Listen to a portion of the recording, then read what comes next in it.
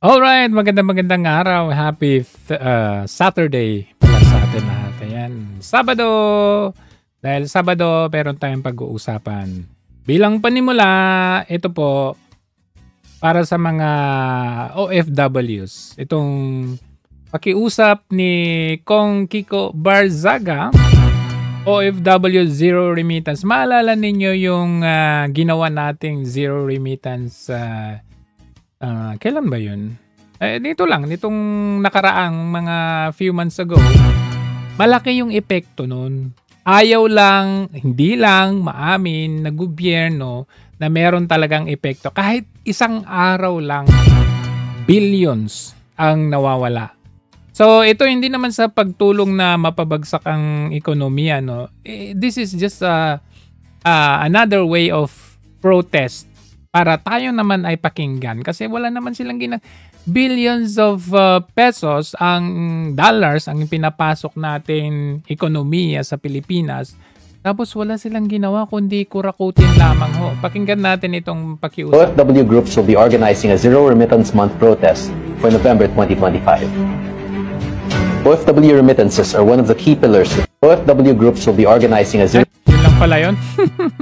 Okay, siguro napanood na ninyo yung full niyan. Let's do support, no? Dito pagre-rebelde, this is just a simple protest para sa gobyerno para makinig sa atin. Alright, ito no, ito po ay ating ibinalita kanina, yung kawakas nakita natin yung headings, yung title, yung thumbnails ng media. PBBM, Xi Jinping, nagkamay or nakipagkamay.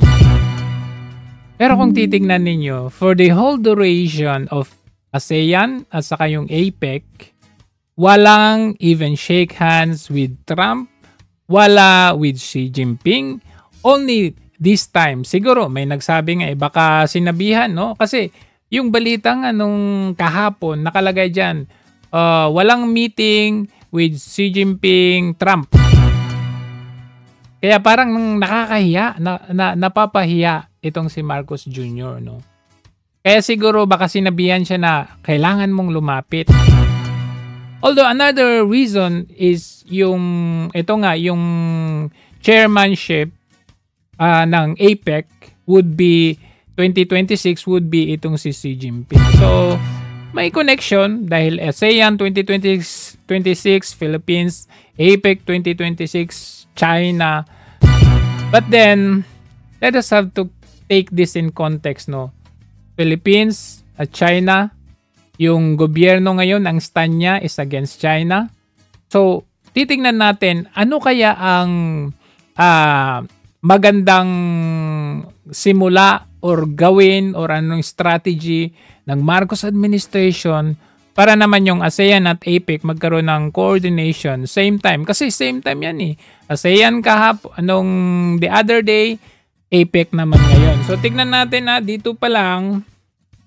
Tignan ninyo paglapit pa lang. Tignan natin yung mga sinaunang Ayan, dito. Ito pala. Ayan. Tignan nyo yung tingin pa lang ni South Korean President Lee. Tingnan nyo. Yung tawa niya, yung smile niya, yung grin niya. Medyo parang may something yung kanyang smile na parang, dami mong sinabi tapos ganyan-ganyan. Ayan nga, tingnan ninyo, nagulat dito si Xi Jinping kasi out of nowhere, ang layo kaya ng upuan ni BBM dito, no? Tapos biglang lumapit. Of all the times na pwede niyang lapitan, eto pa talaga. Last minute. And then nakita niyo yung eagle eye ng foreign minister ni Xi Jinping. Talagang biglang tumayo yan siya. Ayan, lumapit kaagad. Tapos kung titingnan ninyo, ang kanyang tingin talaga ay bantay sarado. Nakatingin talaga, tinitignan yung possibility na pwedeng gawin ni Marcos Jr. Although exaggeration naman. Pag sinabi natin na may gagawin, may nagsasabi na Tignan daw, i-check daw yung relo, baka biglang mawala daw yung relo nitong si Jinping. Pero I mean, dito pa lang makikita ninyo yung hand gesture, yung facial gesture. Ibang-iba. Nakita ninyo yung kamay ni Xi Jinping nandito parallel sa kanyang body. Kumbaga, halos ayaw niyang iabot, no? Tingnan niyo, halos ayaw niyang iabot. Oh, ayan. Dito, 'di ba? Parang siyempre, mapipilitan na lang siyang tumayo kasi bilang leader ng isang bansa as respect na lang, ano? Cordial respect, tumayo na lang siya. Pero makikita ninyo yung pinagkaiba, yung difference dito kay Marcos Jr. Extended talaga yung kamay niya pag ganun. Si Jinping, nandito talaga parallel to his body, no? Dito halos ayaw iabot. In contrast doon sa nung hindi pa siya nagtatridor, ay, like father, like son pala talaga, no? Ganon din pala.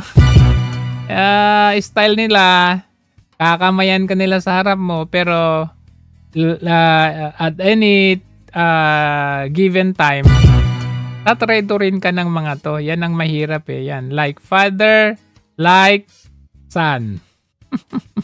Anyway, balik tayo doon, no? Ganyan yung gesture ng kamayan nila. Pero titignan natin nung kapapanalo ni Marcos Jr., how Xi Jinping congratulated Marcos Jr. and welcome Marcos Jr. for the newly installed president or elected president. Nakita ninyo, una siyang nag-abot ng kanyang kamay. Nakita niyo kung gaano ka-extended yung kanyang kamay. Ayan ho. Mahaba, di ba? Oh. So, kitang-kita, ayan, extended yung kanyang kamay. Tingnan niyo. Okay, extended. Oh. Parehas silang extended yung kanilang kamay. Ibig sabihin, warm welcome, buong loob, no? Open, na very warm ang pagtanggap sa'yo. Ikaw ay brother ko, ikaw ay kapatid ko, ikaw ay kapitbahay ko, kasama natin sa ating economic growth. Parang gano'n. Yan, tingnan nyo yung extension ng kamay ni Xi Jinping dyan. In contrast dito. Yan. Tingnan nyo, di ba? Dito, ang layo.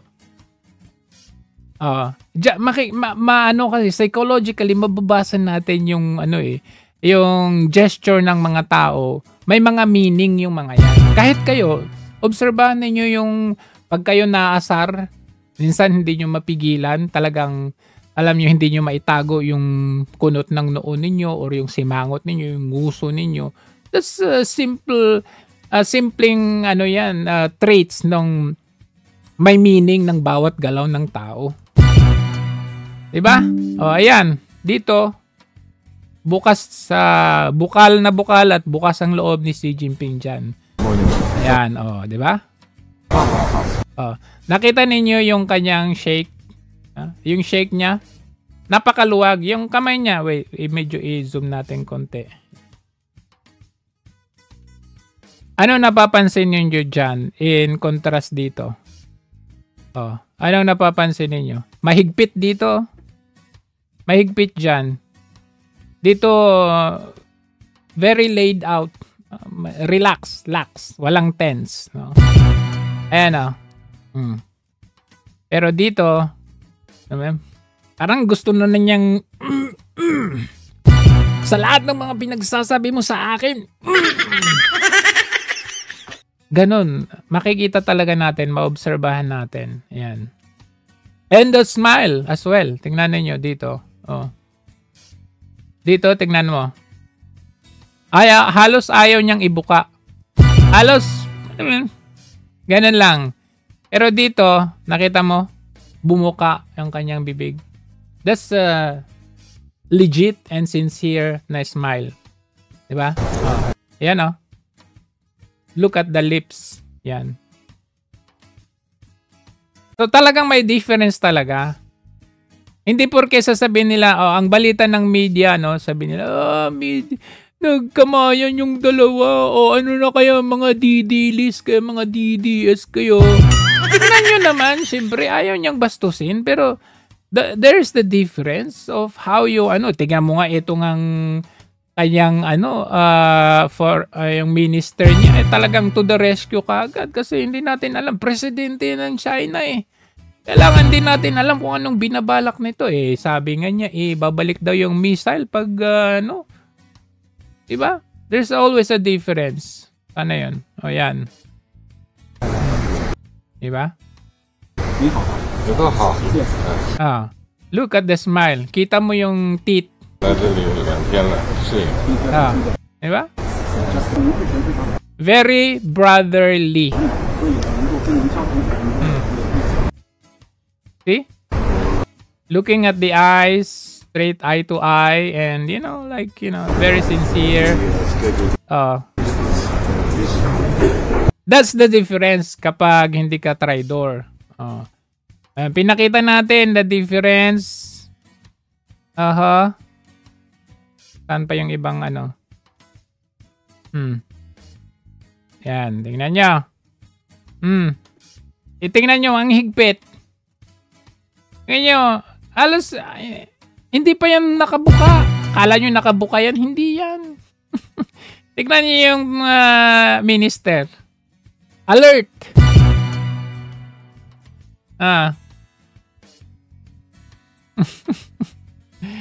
So, yan ang observation natin dyan. Alam nyo sa totoo lang.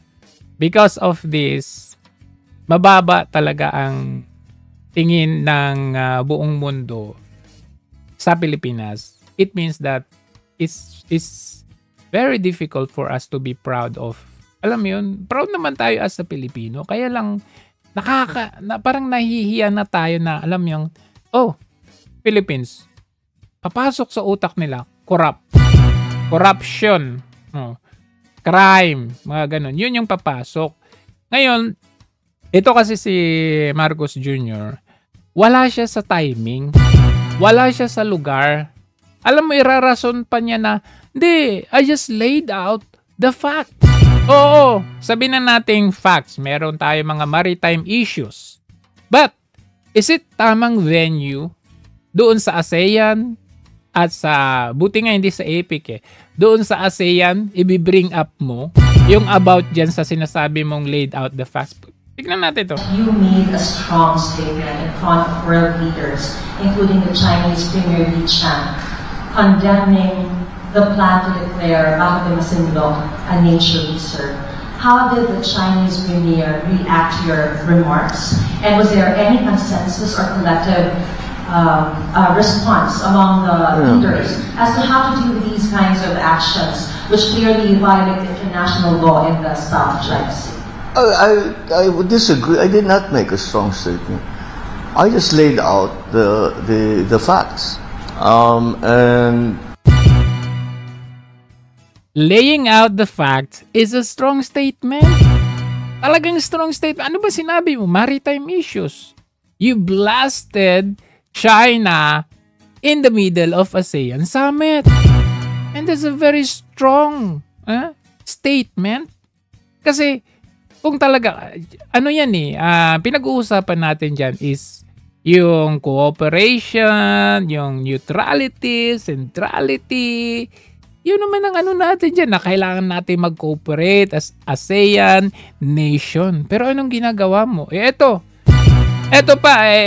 ang mag-explain sa inyo ng mas maigi. Ito, hindi ito Pilipino. Marcos just made a huge mistake blasting China in the ASEAN Summit. What is your goal in blasting China on national television for the international community to see? And anyone who disagrees with me does not know anything about ASEAN or its history at all. Exactly. ASEAN has always settled disputes in a very peaceful and harmonious manner, never discussing things or never confronting other countries publicly. When China and Vietnam clashed over the Paracel Islands in the 1970s, they did not publicly humiliate one another. They settled it quietly. When the world was condemning the junta or the military coup in Myanmar, ASEAN did not publicly condemn. They sent envoy and dealt with it peacefully. These are countries that genuinely want the dispute to be settled. Marcos is doing the opposite. The Philippines is doing the opposite. The Philippines is always an outlier. Every single country in ASEAN is not doing what Marcos is doing. Remember, the most powerful in the room is not the loudest in the room. It's the one who's the most strategic. And being strategic doesn't necessarily mean you have to be loud. You are making yourself look like a frontman for Washington. Agoy, napakasakit naman ang pinagsasabi mo. Hindi, pero tama, totoo yan. Madalas kasi, di ba, sa mga situations, meron sa isang grupo or meron sa isang community, merong darating. Ang lakas ng boses niya, parang siga, parang nakakatakot tignan. Tapos, yung isa kasi, maliit, medyo ayaw, medyo paatras-atras, gano'n. Palibhasa yung isa, ang lakas ng boses, ang laki. Kala mong ano, nung sinuntok, MMA fighter pala yung maliit. Wala, knockout. Diba? So tama, hindi porket malakas ang boses mo, I mean, not literal yung kanyang sinasabi na the loudest mouth. Sino lang ba ang nagsasalita ng ganyan sa ASEAN? Hindi ba yung Pilipinas? I mean, itong Marcos Jr. na ito. Hindi tamang venue para mag-vent out ka ng maritime issues. Diba? Kagaya yun ng mga ibang mga leaders dyan sa ASEAN at saka sa APEC. Di ba meron silang mga sideline meetings? Pwede nyong i-discuss doon. And pwede naman yung mag-usap na over dinner, over yung dinner nila, di ba? Yung gala nila, mga ganun. Hindi yung publicly that will be viewed internationally. Anong magiging labas natin? Na tayo ay palaaway, samantalang ang tema ng ASEAN is neutrality. Yun ang problema sa bansa natin. And hindi lang yan ngayon.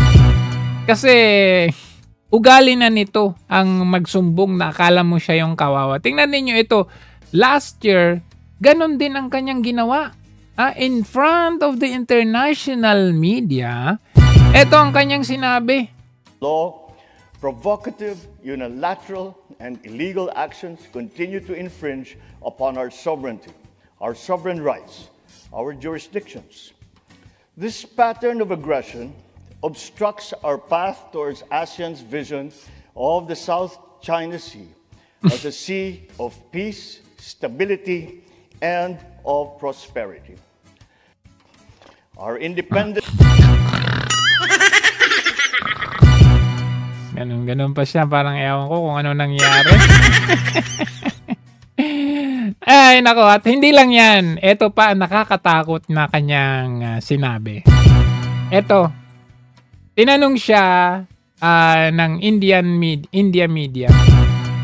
Paano pag war ay mag-break out between China and Taiwan? Sasama ka ba? Ito yung sagot niya. To allowing the US use resources and bases in the Philippines to defend Taiwan, or would you rather stay out of it? To be very practical about it, if there is a confrontation over Taiwan between China and the United States, there is no way that the Philippines can stay out of it, simply because of our physical geographic location. Nako! Bistado! Ibig sabihin nito, alam niya kung ano yung deal nung paglalagay ng EDCA site sa Pilipinas. Geographical location, sabi niya, di ba? Ibig sabihin, expected na niya yan. If a war breaks out between China and the US, alam na niya yung mangyayari. Guys, this is a national security issue. Binenta na tayo sa Amerika. Hinayaan. Alam nyo, walang kwenta yung investments natin, yung pinapagawa natin na, alam nyo yung mga ari-arian natin dyan. Tayo po ay nag-iipon para sa ating future. Tapos, one day, pag war breaks out, mapupulbo ang Pilipinas. Walang kwenta yung ating mga investments dahil itong Pangulong ito, sabi niya, pag war breaks out, there's no way na hindi tayo papasok. I mean, hindi yan nakakatawa, but, reality, shows, nakita nyo naman anong sabi niya. Alam na pala niya at kasama na sa deal na itong paggamit sa EDCA sites na ito, kasi strategic yan eh. Palibot ng buong Pilipinas, lalong-lalo na yung facing the South China Sea. So tayo po ay isinuong sa isang possibility kung magkaroon ng war, tayo po ay isinuong. Kagaya yung nangyari nung sinaunang panahon. Tayo po ay nadamay sa war kasi malapit po tayo. Nadaanan po tayo ng Japan. At kung sino-sinong bansa. Akalain ninyo? Nakakatakot talaga ito. Sa totoo lang. Tapos, ito. Meron pa siyang guts na magsabi na, ay, nakakuha tayo ng malaking kasunduan sa APEC 2025. Another way of budol na naman ito. Ayun sasabihin, oy, yung mga supporters ng ito, kita nyo, ang laki ng epekto sa ekonomiya natin. Wala pa nga eh. In fact, itong ibinida nila nung 27 trips in 27 months. Last 22, 23, 24. Okay, 27 trips and 27 months. Tingnan ninyo naman. Tingnan ninyo. Sabi nila nung sa Indonesia state visit, nakakuha ng 8.4 billion US dollars na investment pledges. Nung sa Singapore, 6.5 billion. Nung sa US, ayan na, 3.9 billion. Sa Singapore, ewan ko, wala. F1 race pala yan. F1 race na gumastos siya noon dyan sa F1 race. Cambodia, wala. Apex Summit, wala. Dito sa Belgium, 9.8 billion. Sa China, 23 billion. Sa Switzerland, ewan ko kung ilan. Pero ang tanong ko, sa lahat ng mga inilatag nila na yan, nasaan ang Pilipinas ngayon? Hindi ba't nagsisiatrasan yung mga dati ng mga investors dyan? Nasaan yung mga pledges na sinasabi? Nasaan yung mga pinautang dati? Nasaan yung 500 million na sabi ng US na aid na ibibigay sa Pilipinas? Where are they? And you have the guts to tell na nakakuha ng malaking kasunduan. At ano yung mga kasunduan? Tignan yung mga kasunduan. Partnership daw sa Hanwha Ocean. Susuporta daw sa Philippine Navy Submarine Program.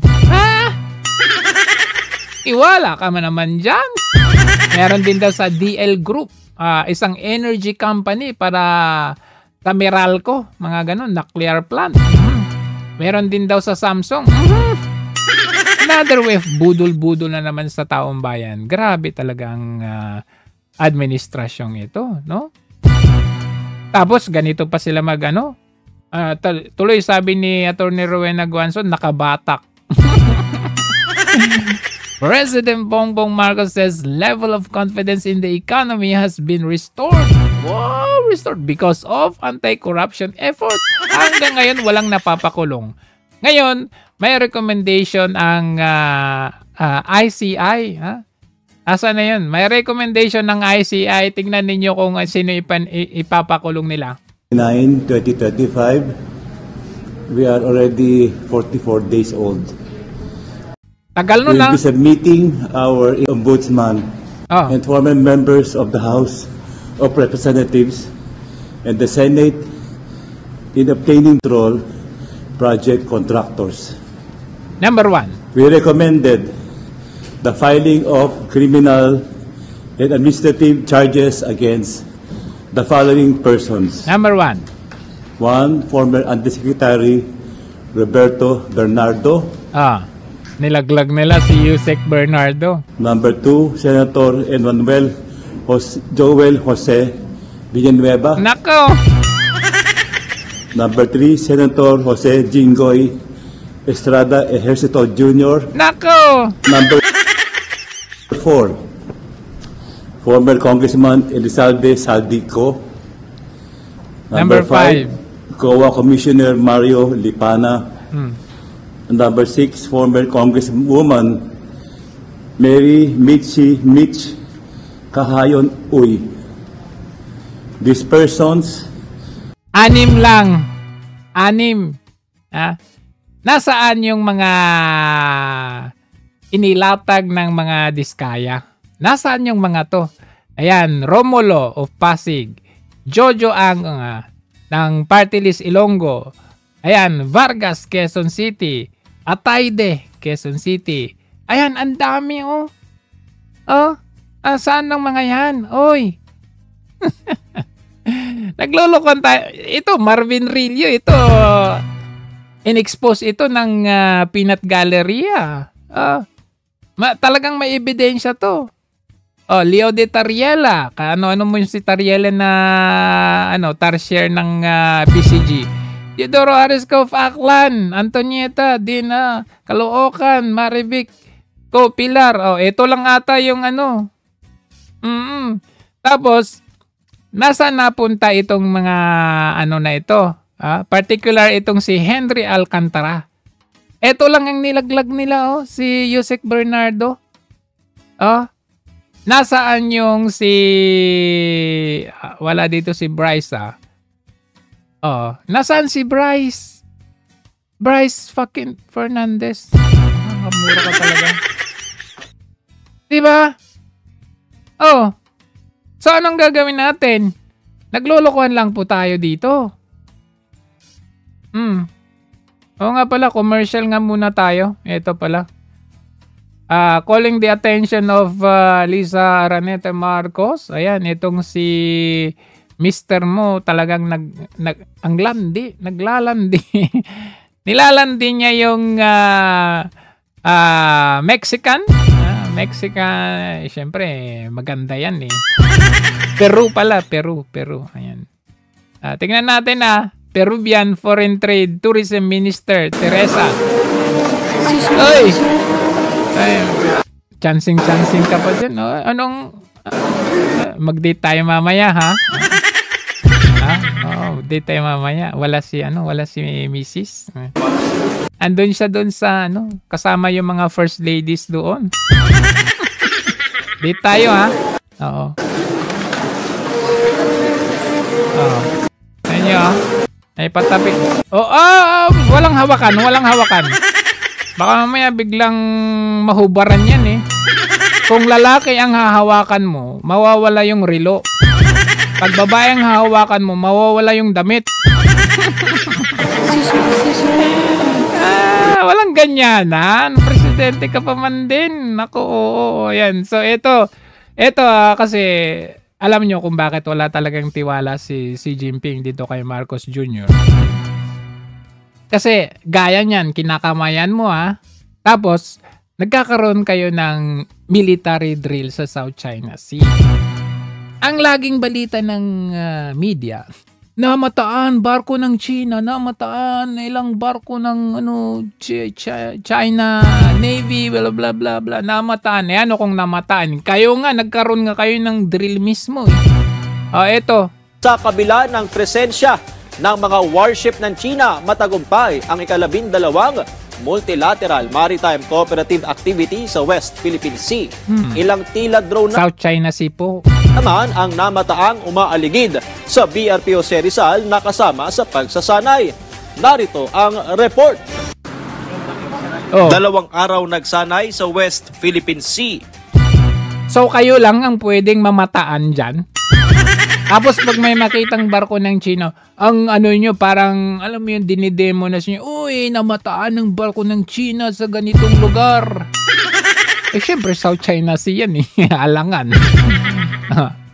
Ang mga Navy ng Pilipinas, Australia, Estados Unidos at New Zealand na lumahok sa kauna-unahang pagkakataon. Bahagi ito ng ika-12 multilateral maritime cooperative activity na isinagawa sa bahagi ng Zambales, Mindoro hanggang sa bisinidad ng Recto Bank. Naglayag para sa Philippine Navy ang guided missile frigate na BRPO Rizal. kasama ang USS Fitzgerald ng... So, di ba, yung mga ganyang activity sa maritime somewhere there, talaga nakapagbibigay ng tension. Alam naman natin na meron tayong tension with China. So, kung talagang sincere itong si Marcos Jr., hindi naman natin sinasabi na isusuko natin ang ating sovereign niya. Pwede tayong magkaroon ng bilateral agreement. Diba, ituloy yung the way na ginawa ni PRRD sa China before. Kaya nga ang sabi ng mga mangingisda dati, wala silang problema na makapangisda dati. Ngayon, takot na takot silang pumalaot. Bakit? Kasi ang dami na, hundreds na yung mga barko ng China dyan sa vicinity or sa area ng pinag-aagawang teritoryo na yan. Hindi naman talaga natin teritoryo na tayo lang ang may teritoryo niyan. Ilang bansa ang may territorial disputes dyan. So ngayon, dati malaya yung mga maralitang mangingisda, ngayon hindi na. Kung dati medyo maluwag-luwag tayo magdala ng resupply mission dyan sa Ayungin Shoal, hindi na ngayon, medyo pahirapan. Etong military drill na ito, ilang araw lang naman yan eh. Pagkaalis ng mga yan, di tayo na lang. Paano natin may depensahan? Yung barko natin pipitsugin. Takot pa nga tayo, di ba? Hanggang, this is Philippines, please leave the area. Hanggang dun lang tayo. Hanggang sa pagsusumbong lang na, kami po ay binomba. Pero wala naman nangyayari. Hindi man lang tayo tinutulungan ng anong silbi ng maritime drill. Kung hindi man tayo tulungan na tayo na nga po ay niram na nga yung boat, nagkaroon na ng water cannon at laser. What did the Americans do? Wala. Silbi ng maritime drill. Tapos pagdating ng gera ng China at Taiwan at ng US, isasali tayo ni Marcos Jr. Anong klase to? Ha? Pero pagdating sa pambababae, number 1, hindi. Ano lang yun, commercial lang naman yun. Hindi naman siguro siya, takot naman siguro siya sa kanyang misis. Anyway, anong impact niyan sa international or sa ating sariling bansa? Tourism. Malaki ang impact niyan. Nakita ninyo, Malaysia, 28 million ang pasok ng tourist nila. Just by January to August, 28 million. Tingnan niyo naman sa atin, 3 million, 3.9. Tinalo ng Indonesia, tinalo ng Singapore, Vietnam at Thailand. Ano na?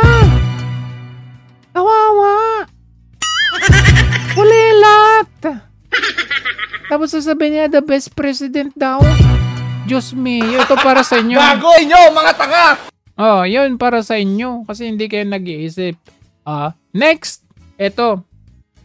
Alam pala ng mga dilawan yung galaw ni Marcos Jr. Siguro nga dahil sila ang nangungumpas ngayon.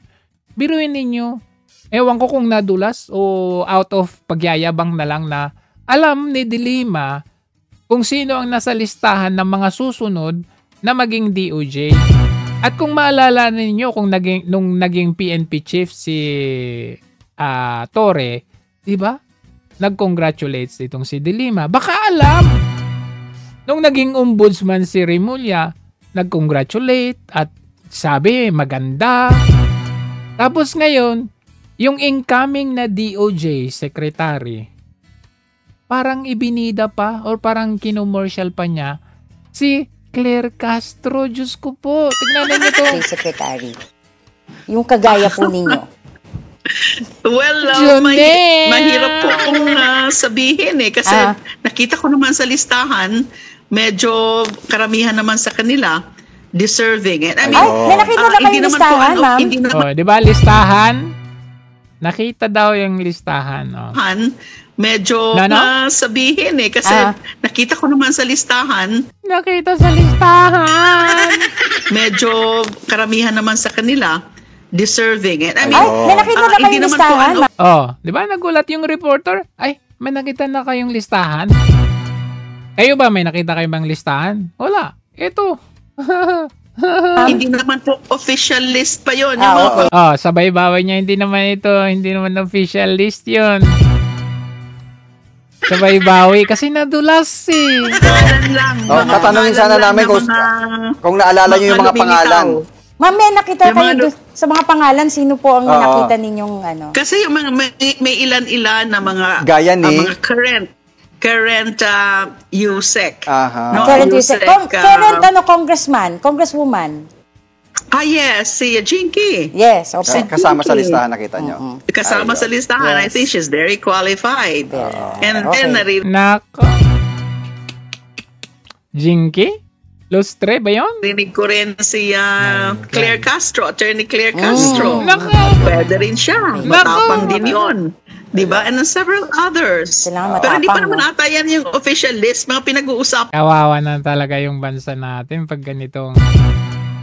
Pag nilagay nyo si Claire Castro dyan, alam na natin, talagang ginagawa... Nakita ninyo yung mga barking dogs. Nagkakaroon sila ng pwesto pagkatapos. Yung mga lagi natin nakikita sa mainstream, may award sila pagkatapos. Kaya kung sino yung nakikita natin na mga yung bark, yung mga nag-aaw na yan, alam nyo naman na may susunod na pwesto yung mga yan. Naalala ninyo nung sinabi natin na ang susunod na maging ombudsman, pipilin talaga nila yan si Rimulya. O di ba nakatato? Prior to that, laging nasa press con, hanggang ngayon.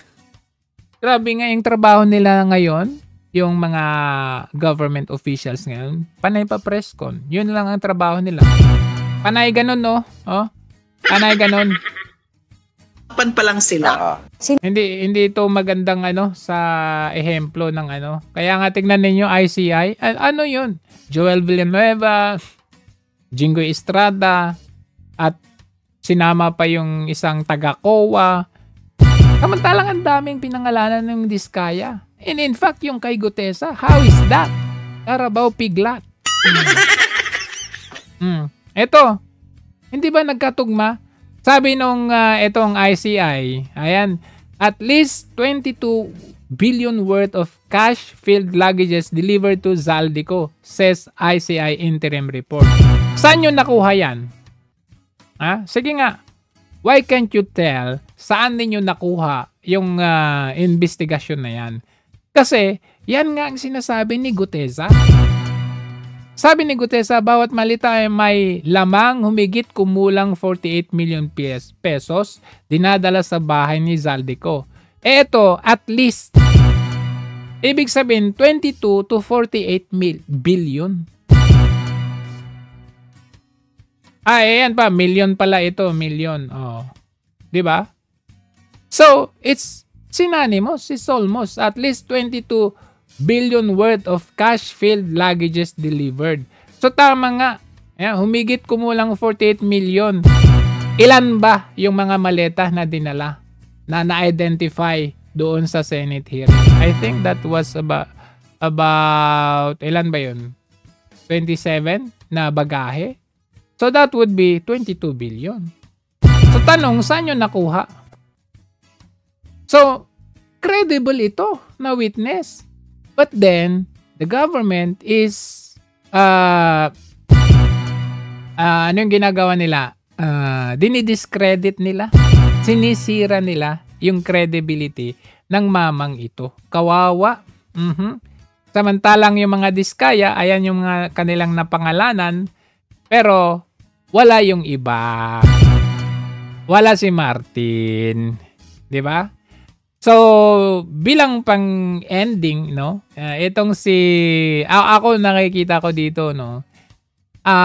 Itong si Trump is heading to parang kaya siya nag-raise ng tariff war kasi gusto niyang magkaroon ng yung leverage to have this sort of negotiation. Parang, sige, trade tayo, negotiate tayo. Akin yung rare earth material mo, mineral mo. Sige, zero tariff ka. O sige, mag-ayos kayo, zero tariff ka, parang ganun. Diba? Like for example, yung ginawa niya sa Cambodia at Thailand. Ginamit niya din yun eh. Parang nakita ninyo, I mean, it's good dahil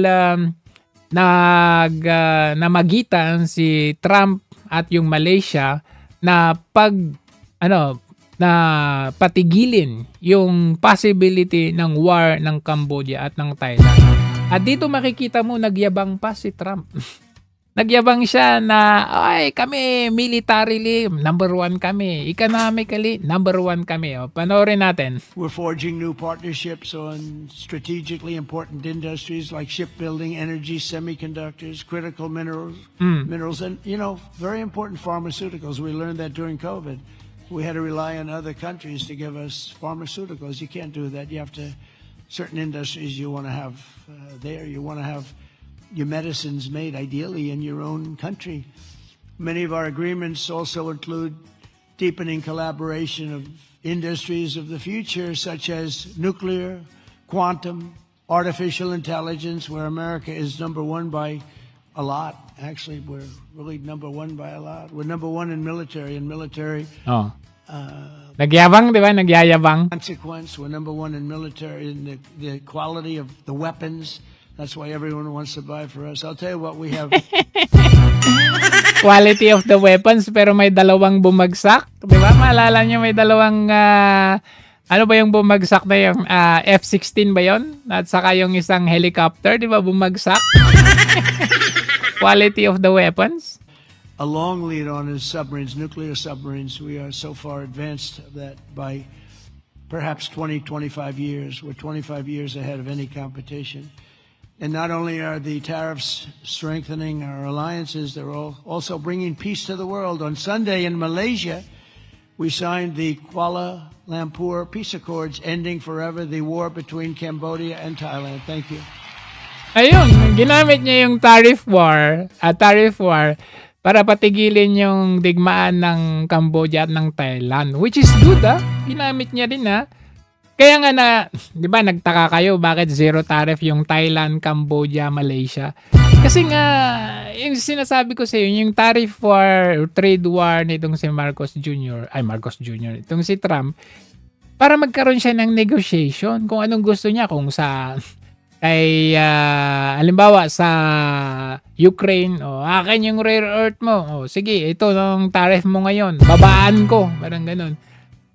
Sa Pilipinas, wala tayong leverage. Joe, paano yung EDCA? Pwede nating leverage yun? Hindi pwede. Kasi yung EDCA na yun, leverage ni Marcos yun. Ulitin ko, leverage ni Marcos yun. Bakit? Umayag na lang si Marcos Jr. na magdagdag ng EDCA base para mawala yung kaso niya sa Amerika. At, makuha niya or ma-negotiate niya ang kanilang tagong yaman sa Amerika.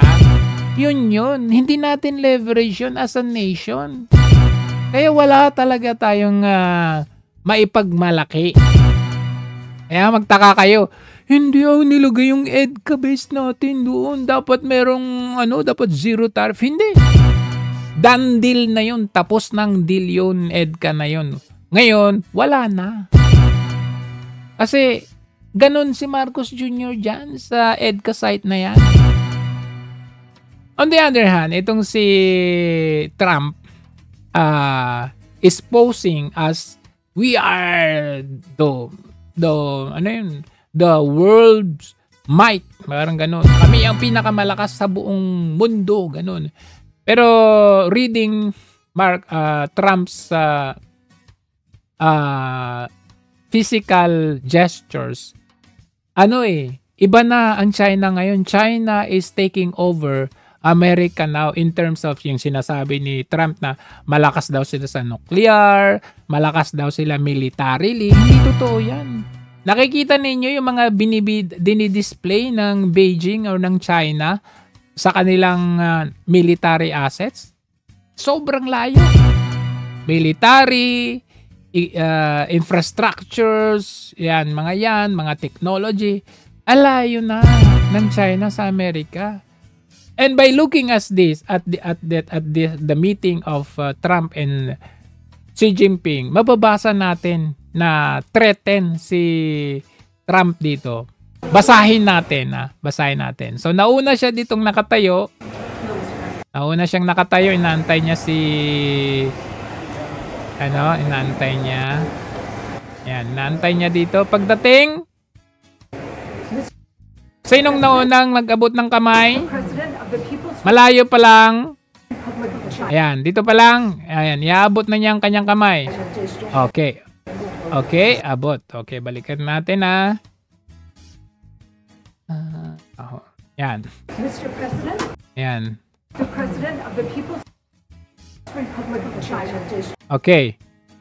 Abot ka agad yung kumbaga, submissive ka dyan diba? Ikaw unang nag-abot. Diba? Siya, naglalakad pa si Xi Jinping with all might. Pressed out kahit wala siyang breast. Tiyan ang meron. But, with all the might, it shows paano maglakad. And then, okay, shake hands. At tingnan niyo yung shake. Oh. Diba? Tingnan yung shake. Ayan.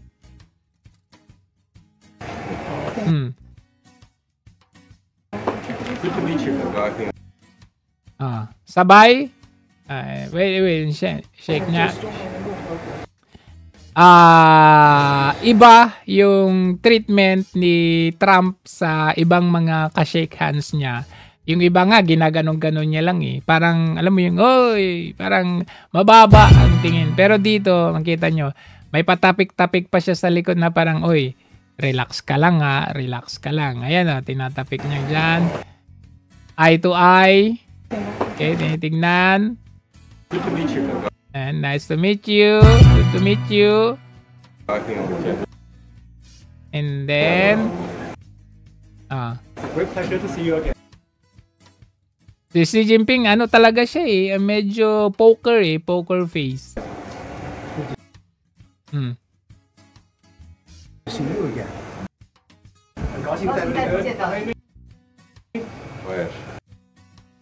Iba kung makita ninyo how Xi Jinping deal or treat si Putin. Iba talagang masaya, happy, smile, ganun.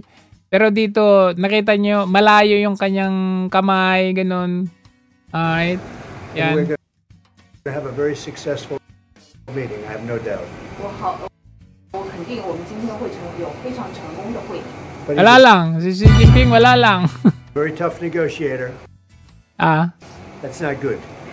Sabi niya, very tough negotiator daw ito si Xi Jinping. Diba malala niyo, sinabi yan ni Trump kay Marcos Jr.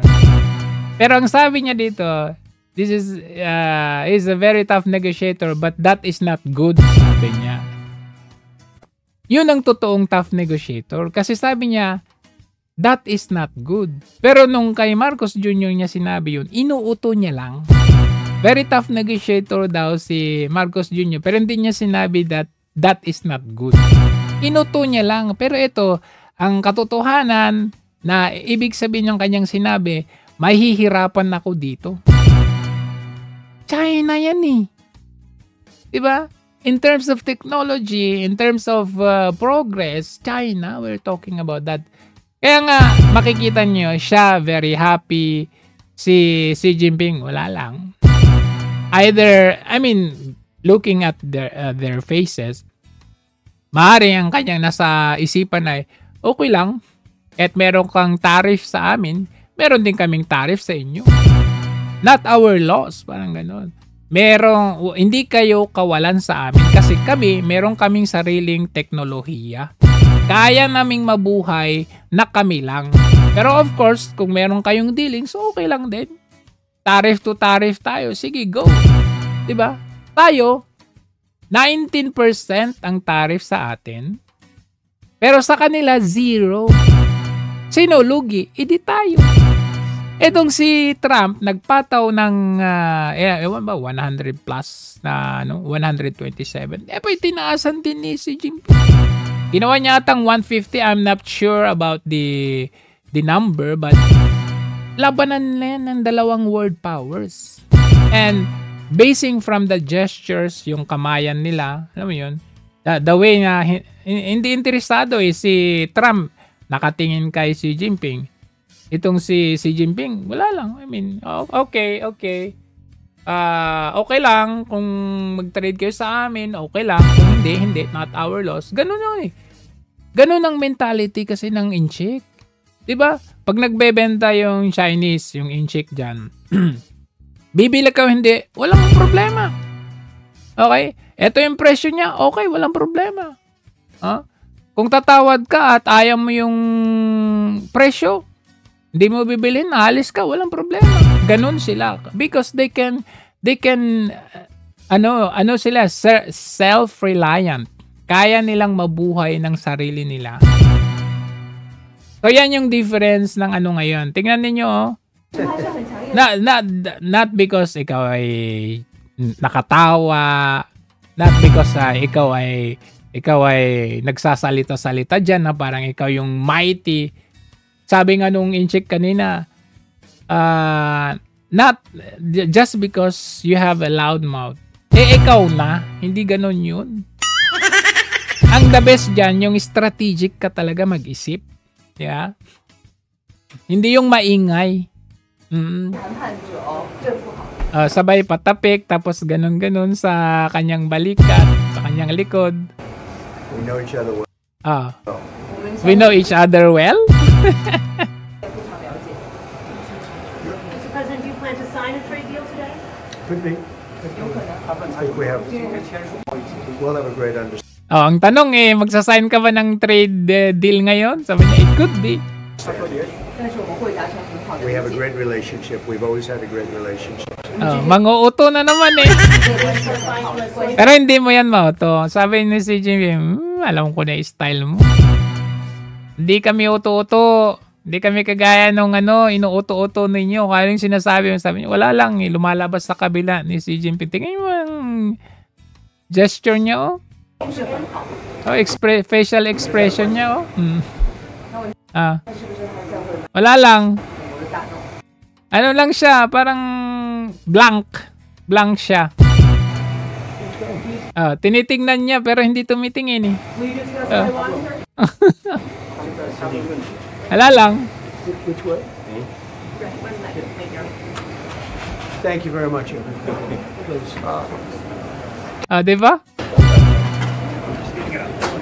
Parang formality sake lang, pero makikita nyo talaga between the two, iba yung charisma at power ng China na ngayon. They're overtaking America now. Kaya nga ang ginagawa ng, maganda rin yung, kumbaga, yung strategy nitong si Trump to regain control by doing that tariff war. Parang gusto niyang i-regain control ba. Pero wala na, huli na yung lahat kasi yung China ngayon, emerging na. Hindi lang emerging, talagang nandito na sila. Oo, hindi lang emerging, nandito na nga sila sa peak. Lahat, meron sila. Trade, business, technology, infrastructure, kompletos, ricados na sila. Yan lang hanggang sa muli. Maraming salamat. Ingat po tayo. See you again.